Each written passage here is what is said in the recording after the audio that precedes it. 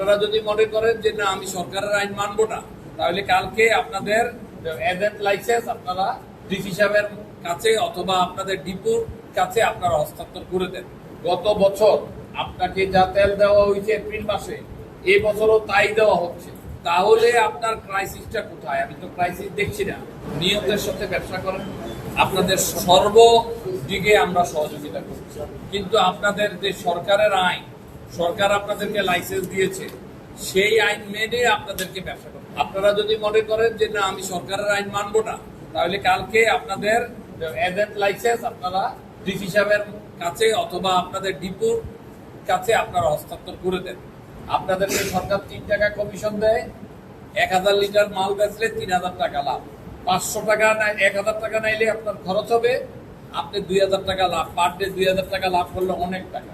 এবং আপনাদের থেকে যারা খুচরা বিক্রি করে, খুচরা বিক্রেতাদেরকে আপনাদের কন্ট্রোল করতে হবে, তাই দায়িত্ব আপনাদের। যদি কোনো খুচরা বিক্রেতা আপনার থেকে মাল বেশি নেয়, টাকা বেশি নেয়, তাহলে এটার জন্য আপনারা দায়ী থাকবেন সমিতি। পর্যাপ্ত পরিমাণ তেল দিচ্ছে সরকার এবং মজুদও আছে পর্যাপ্ত। একটা সরকারের গত বছর আপনাকে যা তেল দেওয়া হয়েছে এপ্রিল মাসে, এই বছরও তাই দেওয়া হচ্ছে। তাহলে আপনার ক্রাইসিসটা কোথায়? আমি তো ক্রাইসিস দেখছি না। গত বছর যে পরিমাণ শস্য উৎপাদন হয়েছে, আজকে একইভাবে শস্য উৎপাদন হচ্ছে।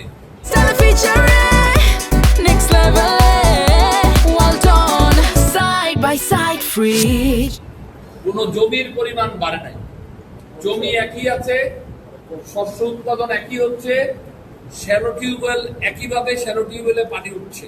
তাহলে আপনার অনেক জায়গায় শ্যালো টিউবওয়েলে বিদ্যুৎ দিয়া পানি উঠায়, অনেক জায়গায় সোলার দিয়ে শ্যালো পানি উঠায়, এখন ডিজেল কমিয়ে নিয়ে। সুতরাং আপনারা অন্তত সরকারকে ধন্যবাদ দিবেন, দেওয়া উচিত যে আমার যে পরিমাণ তেল আমি গত মাসে নিয়েছি, আমি এই পরিমাণ তেল